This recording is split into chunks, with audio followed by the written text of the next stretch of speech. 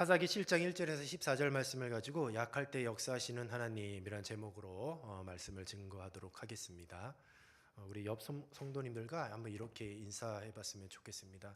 교회에 오시느라 수고 많으셨습니다.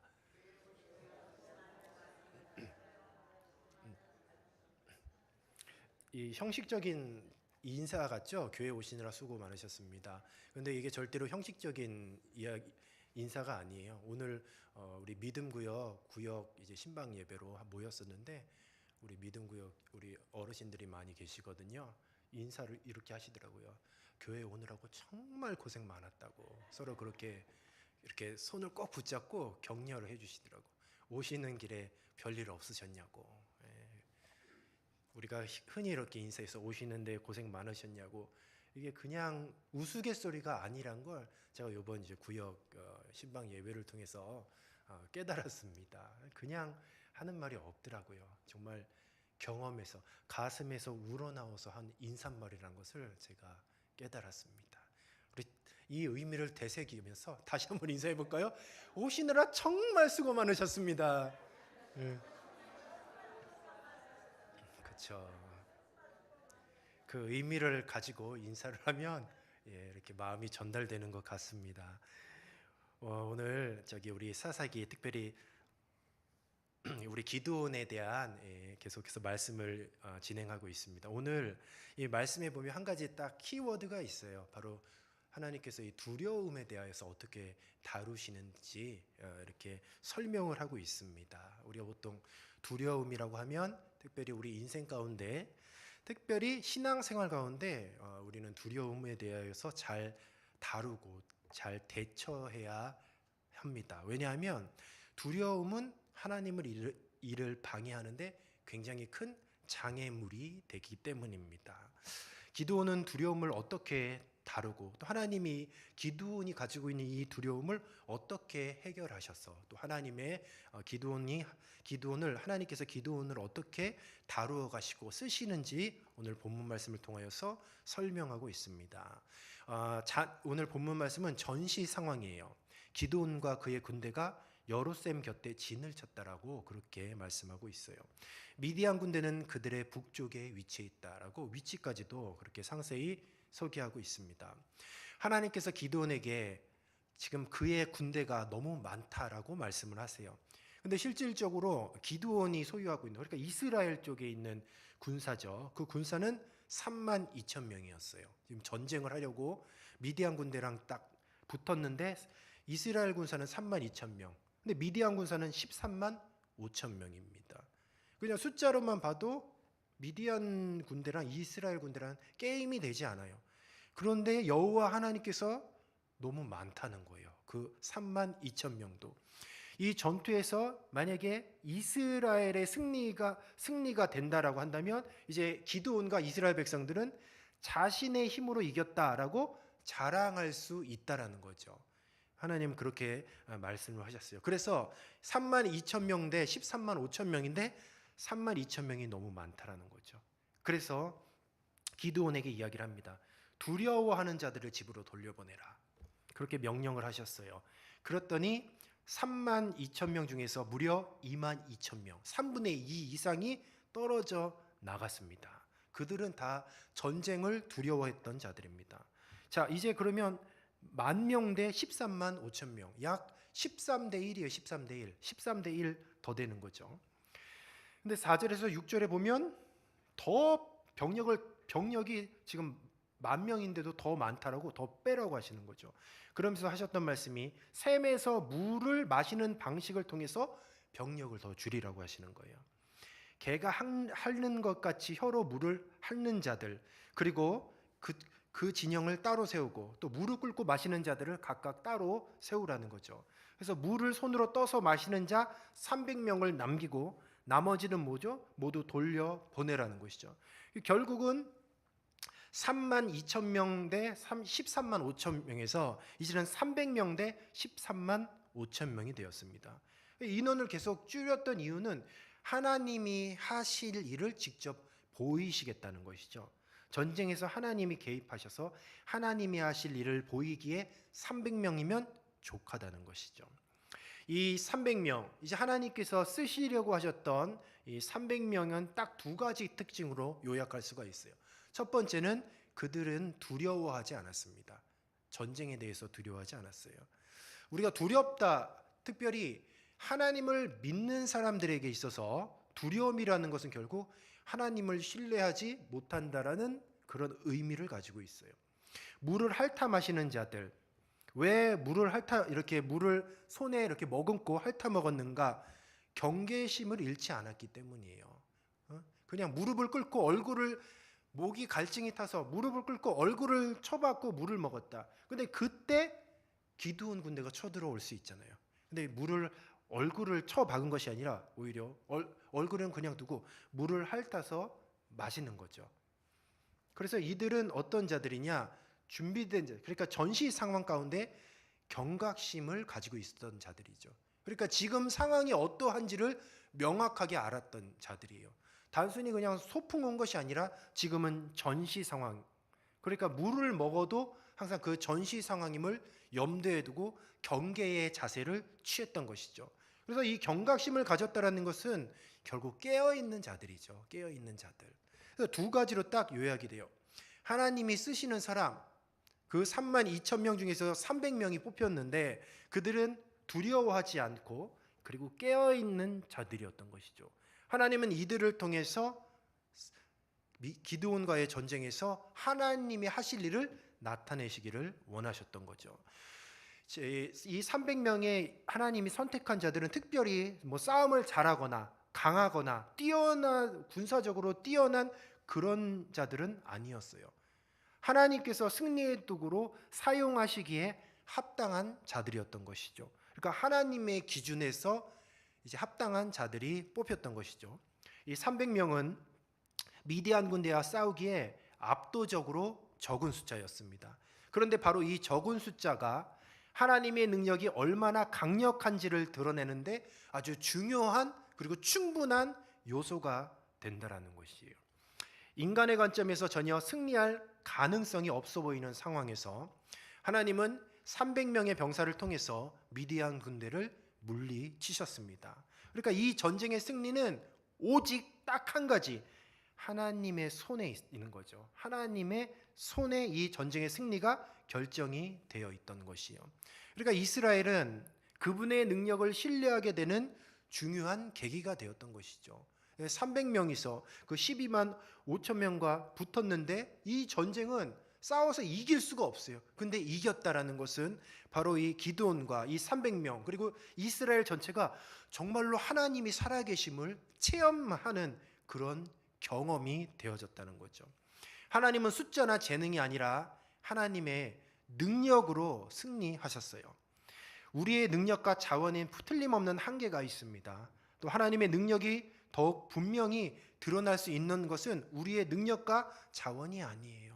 그냥 하나님의 마음에 합한 자들, 하나님의 쓰시기에 적당한 자들이 단 한 사람만 있으면 하나님은 그 사람을 통해서도 큰 일을 이루시는 줄로 믿습니다. 그래서 우리가 가지고 있는 어떤 재물들, 우리가 누리고 있는 이런 환경들, 이런 것들이 주님의 몸된 교회가 든든히 서가고 또 부흥이 되는 결정적인 요건은 아니라는 거예요. 그냥 저와 여러분 한 사람 한 사람이 하나님의 관점에서 봤을 때 적합하면 되는 것이죠. 그 적합하면 되는데 그 내용이 뭐냐? 두려움이 없어야 되는 거예요. 두려움. 세상을 두려워하면 안 되는 거죠. 상황을 두려워하면 안 되는 것이죠. 오직 그 두려워하는 것이 아니라 하나님을 전적으로 신뢰하는 믿음만 있다면 저와 여러분들 하나님께서 귀하게 사용하실 줄로 믿습니다. 항상 성경에 하나님이 쓰시기 전에 먼저 하나님의 사람들로 하여금 점검하시는 것이 있어요. 이사야를 들어서 쓰시기 전에 주님께서 하셨던 말씀이 있어요. 두려워 말라. 내가 너와 함께 함이라. 놀라지 말라. 나는 내 하나님이 됨이니라. 항상 두려움에 대하여서 먼저 점검했습니다. 여호수아 1장 9절 말씀에 보면 내가 내게 명령한 것이 아니냐. 강하고 담대하라. 두려워하지 말며 놀라지 말라. 하나님이 쓰시기 전에 두려워하지 말라는 거예요. 두려워한다면 쓰시지 못하는 거죠. 시편 56편 3절 말씀에 보면 내가 두려워하는 날에는 내가 주를 의지하리이다 라고 고백하고 있습니다. 요한복음 14장 27절 말씀에 보면 평안을 너에게 끼치노니 곧 나의 평안을 너에게 주노라. 내가 너희에게 주는 것은 세상이 주는 것 같지 아니하리라. 너희는 마음에 근심하지도 말고 두려워하지도 말라라고 말씀하고 있습니다. 기드온이 두려움을 느꼈을 때 하나님은 기드온을 격려해 주셨어요. 적군의 두려움을 엿듣게 하셔서 용기를 북돋아 주셨습니다. 하나님은 기드온에게 이 과정을 통해서 하나님을 신뢰하는 법을 배우게 해 주셨어요. 이 두려움은 하나님을 신뢰하는 법을 배우는 기회인 줄로 믿습니다. 우리가 신앙생활하면서 내가 나를 두려워하게 하는 어떤 요인들, 그런 환경들이 찾아온다면 아이고 두렵다, 못하겠다, 우리 스스로가 위축되는 것이 아니라 올커니 하나님을 신뢰하는 법을 배울 수 있겠구나, 이렇게 생각하면 되는 것이죠. 이 두려움의 압박감이 나를 짓누르고 있다면 바로 그 시간 그리고 그 사건을 통해서 하나님을 굳건히 붙잡는 방법을 터득하시기 바랍니다.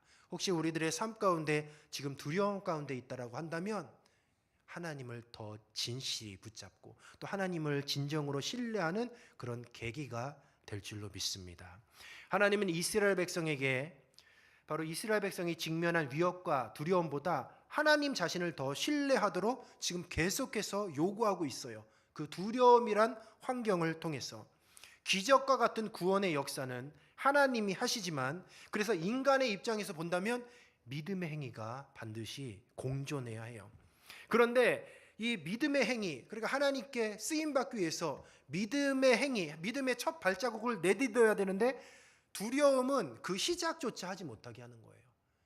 어쨌든 하나님의 일을 감당하기 위해서는 뭔가 해야 돼요. 믿음의 행위를 보여줘야 됩니다. 근데 두렵다라면 그 첫 발자국도 내닿지 못하는 거죠. 다윗이 지금 이스라엘 백성이 골리앗 한 사람 때문에 다 두려워서 벌벌벌 떨고 있어요. 하나님을 막 욕하고 난리가 났습니다. 다윗이 골리앗을 봤을 때 안 두려웠을까요? 두려웠겠죠. 두려웠지만 하나님의 이름을 망명되이 일컫고 욕하는 저 이방인이 더 화가 나는 거죠. 두려움이 있었지만 그러나 하나님을 신뢰하는 그 믿음을 가지고 골리앗에게로 나아갔던 다윗의 첫 걸음, 바로 그것을 통해서 하나님이 골리앗을 무너뜨린 줄로 믿습니다. 다윗의 물맷돌이 아니에요. 하나님이 골리앗을 무너뜨렸습니다. 그런데 그 시작은 무엇이었습니까? 바로 다윗의 믿음의 첫 발자국이었어요. 그 발자국은 무엇이었냐? 하나님을 신뢰하는 믿음의 발자국이었습니다. 얼마나 많은 두려움이 우리가 하나님의 사명을 감당하는 데 있어서 시작도 못하게 해요. 시작도 못하게. 우리는 시작만 하면 되는데, 아말렉과의 전투에서 지금 산 정상에서 모세가 두 손을 높이 들고 있어요. 근데 팔을 내리면 아말렉과의 전투에서 밀리고 있어요. 그 아픈 손을 아론과 훌이 이제는 후방에서 모세의 두 팔을 붙잡아서 계속해서 모세로 하여금 기도를 하게 하는 거죠. 그런데 그 기도에서 끝나는 것이 아니라 그 산 아래에서 실질적으로 여호수아는 아말렉과 산 아래에서 전투를 벌이고 있었어요. 두려웠다면 전투를 할 수 없었죠. 그런데 여호수아는 산 아래에서 직접 아말렉과 전투를 하였던 거죠. 두려움을 이기고 싸움의 장소에 나갔더니 역사가 이루어진 거죠. 기도만 한다고 된 것이 아니에요. 여호수아는 칼을 가지고 직접 나갔습니다. 그랬더니 하나님께서 역사해 주셨던 것이죠. 그러니까 두려움이라는 것은 시작을 못하게 하는 거야. 시작을. 하나님의 역사하실 수 있는 아예 그런 시작조차 못하게 하는 것이 두려움이라는 것이죠. 그래서 하나님의 구원의 방식은 굉장히 일관성이 있어요. 인간의 힘과 숫자가 아니라 그분의 능력으로 늘 이스라엘을 구원하셨습니다. 가장 연약한 상황에서 구원의 역사를 일으키셨어요. 출애굽 사건도 보십시오. 하나님께서 기적적으로 직접 개입해 주셔서 이스라엘이 구원받은 모습을 볼 수가 있습니다. 우리가 처한 상황이 아무리 불가능해 보여도 하나님께 의지하는 자들은 승리를 경험할 수 있는 줄로 믿습니다. 우리가 경제적인 어려움, 또 건강의 문제, 또 여러 가지 관계의 갈등, 여러 가지 인생의 여러 전투들을 우리가 지금 치르고 있어요. 근데 우리의 능력으로 해결할 수 없을 때가 더 많이 있습니다. 그러나 하나님께서 역사하시면 기적이 일어난다는 사실을 기억하시기 바랍니다. 9절에서 14절은 바로 이 기드온, 그러니까 두려움에 사로잡혔던 기드온에게 하나님께서 확신을 주시는 그런 장면이 나와요. 하나님은 기드온에게 일어나서 미디안 진으로 내려가라라고 그렇게 명령하세요. 미디안 군사들의 대화를 엿듣게 하십니다. 근데 미디안이 지금 두려워하고 있어요. 미디안 군사들이 두려워하고 있음을 기드온에게 확인시켜 줬습니다. 한 미디안 병사가 꿈을 꿨는데 동료들에게 이야기를 하고 있습니다. 근데 그 내용이 무엇이냐? 결국은 큰 두려움을 가지고 있다라는 거죠. 보리떡이 미디안의 진을 덮친다는 그런 내용이에요. 근데 이 보리떡이 무엇이냐? 바로 미디안 군사의 입에서 나온 거예요. 그 보리떡이 기드온이라는 거죠. 기드온. 그러니까 기드온은 지금 미디안 군사를 향해서 떨고 있었는데 하나님께서 그들의 어떤 꿈꾸는 내용을 직접 듣게 하셨는데 알고 봤더니 오히려 미디안이 더 기드온을 두려워하고 있었다는 것이죠. 이 사실을 주님께서 보여주시고 큰 확신과 용기를 허락하여 주셨던 것이죠. 그래서 이스라엘의 작은 수가 하나님의 큰 능력으로 큰 승리를 거둘 것이라는 그런 확신을 이때 심어 주신 것이죠. 그래서 기드온이 전쟁에서 승리한 이유는 두려움을 제거했기 때문이에요. 근데 미디안이 패배한 이유는 무엇이냐? 두려움을 제거하지 못했기 때문입니다. 그러니까 사단이 우리를 어떻게 공격을 하냐? 두려움이에요, 결국은. 두려움을 우리들의 마음에 심어줍니다. 그것을 우리가 제거하지 못하면 우리는 늘 영적으로 패배하는 거예요. 하나님께서 우리들에게 맡겨주신 큰 일들을 감당해야 되는데 믿음의 첫 발걸음을 내디뎌야 되는데 시작조차 못하게 하는 것이죠. 우리 한국교회 성도들이 유독 두려워하는 여러 가지 것들이 있는데 첫 번째가 미래에 대한 불확실성이라고 그럽니다. 한국 사회가 빠르게 변화하고 또 치열한 경쟁 속에 있는데 경제적인 문제, 자녀의 교육의 문제, 노후의 문제 이런 현실적인 걱정 때문에 미래에 대해서 불안감을 느끼고 있어. 그래서 세상 사람들도 마찬가지겠지만 우리 한국교회 모든 성도들도 이와 같은 미래에 대해 불확실성에 대해서 두려움을 갖고 있고 또 한 가지는 얼마 전에 끝났던 이 코로나 팬데믹 같은 것을 통해서 이제는 건강이나 어떤 질병에 대한 문제에 대해서 두려움이 생기기 시작을 했어요. 예전에는 없던 두려움이었습니다. 근데 코로나 팬데믹을 통해서 이런 두려움까지 생기게 되었어요. 그래서 우리 보통 이런 매스컴에서 이런 거 많이 듣잖아요. 코로나보다 더 큰 거 온대. 코로나 이제는 고치지도 못하고 바로 죽는데 이런 얘기 많이 듣잖아요. 결국 이것이 무엇이에요? 두려움이에요, 두려움. 두려워서 아무것도 못하게 하는 것. 여기서 이제 가장 중요한 것은 사회적인 갈등과 박해에 대한 두려움이 우리 한국 교회를 잠식하기 시작했어요. 지금 굉장히 우리 한국 교회가 많은 공격을 당하고 있습니다. 한국 사회에서 교회의 역할과 또 기독교의 입지가 변화되고 있어요. 사회적 비판이나 갈등에 대한 두려움이 조금씩 증가하고 있습니다. 계속해서 기독교적인 이 가치관과 사회와 충돌되는 상황이 벌어지고 있어요. 그러니까 성도들이 자신들의 신앙이 비판받거나 불이익을 당할지 모른다는 두려움을 느끼기 시작을 했어요. 동성애나 낙태 그리고 성 정체성의 그런 이슈에 대해서 교회가 목소리를 내고 그것에 대해서 막 비판을 받는 경우가 굉장히 많이 있습니다. 이런 것들을 통해서 성도들이 한국 교회가 이런 갈등에 대한 그 사회적인 그런 이슈에 대해서 우리가 그리스도인으로서 정체성을 가지고 이야기를 내면 그것에 대해서 막 공격을 하고 이런 것들에 대해서 두려움을 느끼기 시작을 했어요. 그래서 굉장히 지금 한국 교회가 위축되어 있다는 것이죠. 물론 잘못한 것들도 많이 있죠. 교회 이렇게 총회에서 타 교단에 얼마 전에 총회에 큰 이제 어르신이 불륜을 저질렀다, 이런 일들, 아니면 목회자로서 하지 말아야 될 것, 그리고 부족한 모습, 연약한 모습, 그러니까 그리스도인으로서 연약한 모습, 믿음의 본이 돼야 되는데 그렇게 살지 못하였던 것들에 대해서 많이 질타를 받고 있는데, 이제는 계속 그런 것을 질타받다 보니까 우리가 그리스도인으로서 또 하나님의 말씀을 붙잡고 있는 하나님의 사람으로서 세상의 빛과 소금의 역할을 감당해야 될 그런 정말 그리스도인의 정체성을 가지고 살아야 됨에도 불구하고 굉장히 많이 위축되어 있다라는 것이죠. 지금 총회가 진행 중에 있죠. 우리 합동교단의 총회, 뭐 타 교단도 지금 총회가 진행되어 있어요. 요즘에 이제 총회를 유튜브 실시간으로도 다 볼 수가 있더라고요. 그래서 총회 이제 내용 중에서 제가 한번 실시간으로 쭉 한번 몇 가지를 봤는데, 한 가지 오늘이 두려움에 대한 주제인데, 이 주제에 대해서 딱 이렇게 동일한 이런 내용이 한 가지 있더라고요. 그것이 무엇이냐면, 총회 둘째 날에 총회 임원회 보고에 한 가지 안건이 긴급 결의가 된 것이 있어요. 그것이 무엇이냐면 10월 27일 날 한국교회 200만 연합 예배 및 큰 기도회 참여 청원입니다.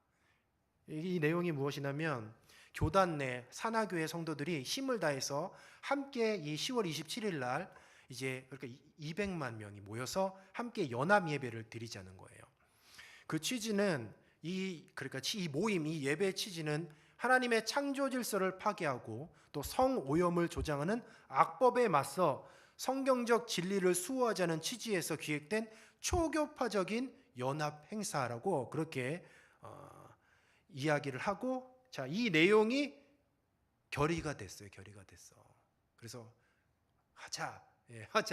총회 차원에서 진행을 하자라고 그렇게 결의가 된 것을 제가 이제 보게 되었습니다. 여기서 사랑의 교회 오정현 목사님과 특별히 고신측에 있는 우리 손현보 목사님이라고 세계로 교회에 계신 분이거든요. 그분이 직접 나와서 타교단임에도 불구하고 이 총회에 나와서 발언을 한 내용이 있어요. 우리 손현보 목사님이 이런 발언을 하셨습니다. 화요일 날이요. 대한민국 교회가 아직 힘이 있는데도 이 상황을 못 막으면, 악법이죠. 포괄적 차별금지법 뭐 이런 거죠. 이 상황을 못 막으면 하나님의 창조론을 믿는다고 말하는 순간 공직 후보자, 교사, 의사, 간호사 등 어떤 직업도 가질 수 없는 현실을 맞을 것이다 라고 울먹이면서 호소하는 것을 제가 듣게 되었습니다. 그래서 이날, 그러니까 10월 27일 날 이때 강사가 누구냐?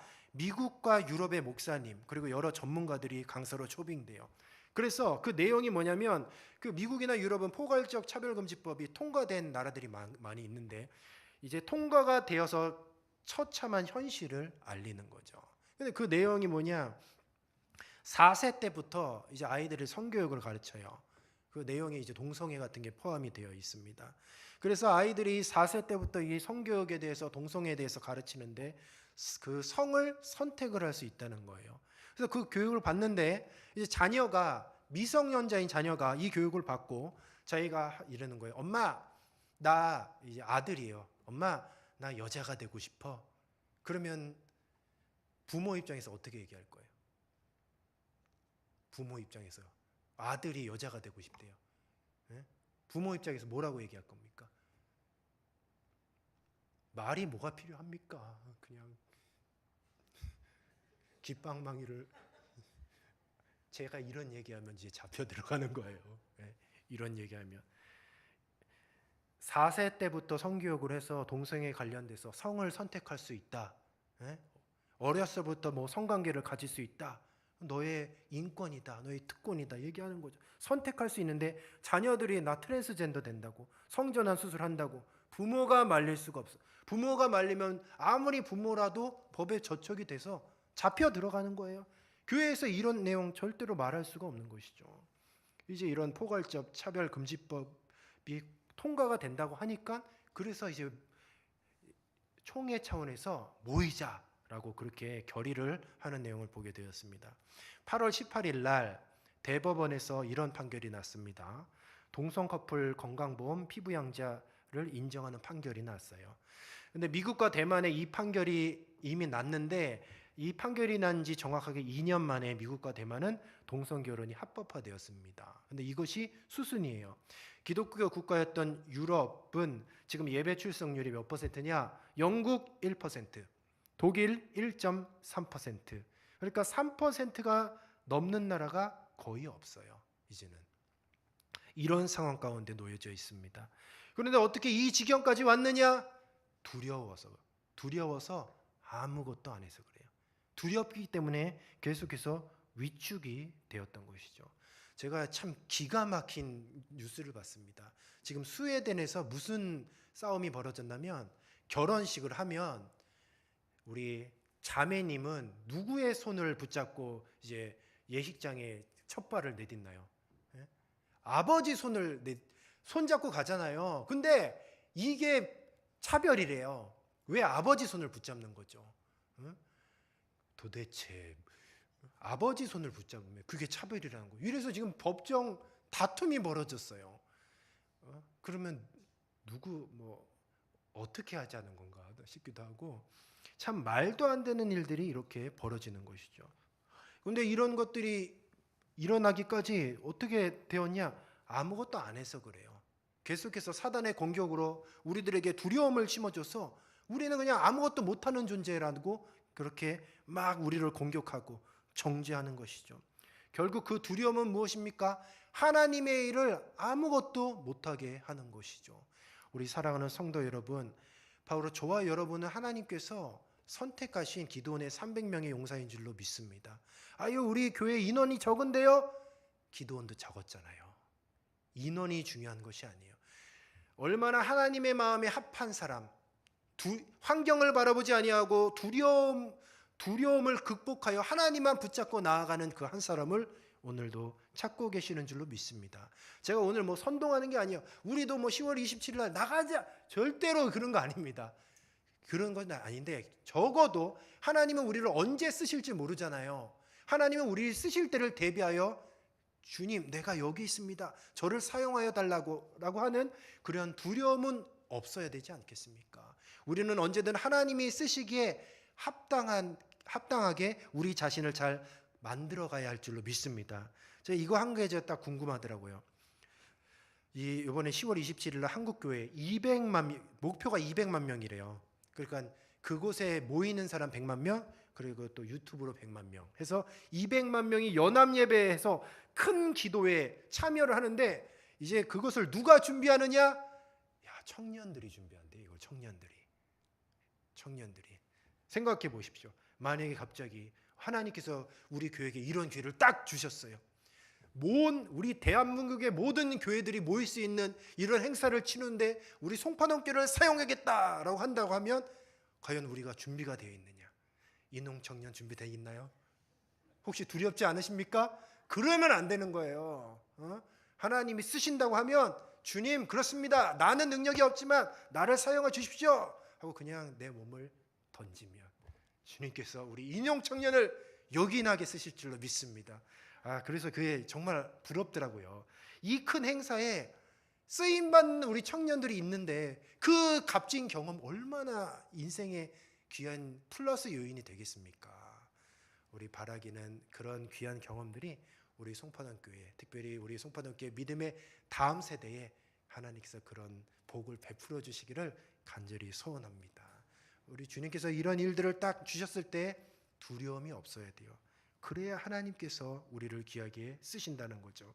신앙생활 하면서 우리가 부족함을 느낄 때가 있어요. 또 죄책감을 가지고 있는 경우도 있어요.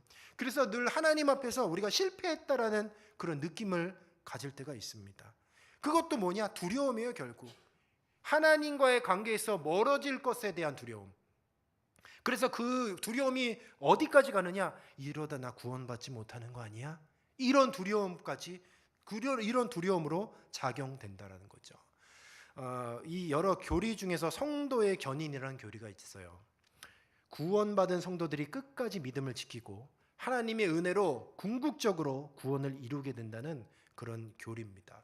그래서 이를 뒷받침하는 여러 가지 성경에 많은 성경 구절이 있는데 우리 몇 가지 성경 구절을 같이 한번 읽어보도록 하겠습니다. 로마서 8장 37절에서 39절을 띄워주시기 바랍니다. 우리 같이 한번 읽어보겠습니다. 시작. 그러나 이 모든 일에 우리를 사랑하시는 이로 말미암아 우리가 넉넉히 이기느니라. 내가 확신하노니 사망이나 생명이나 천사들이나 권세들이나 현재일이나 장래일이나 능력이나 높임이나 깊음이나 다른 어떤 피조물이라도 우리를 우리 주 그리스도 예수 안에 있는 하나님의 사랑에서 끊을 수 없느니라. 아멘. 빌립보서 1장 6절 같이 한번 읽어보도록 하겠습니다. 시작. 너희 안에서 착한 일을 시작하신 이가 그리스도 예수의 날까지 이루실 줄을 우리는 확신하노라. 아멘. 하나님께서 성도 안에서 시작하신 구원의 역사를 끝까지 이루실 것이라는 약속의 말씀입니다. 우리의 능력으로 구원을 절대 이룰 수가 없어요.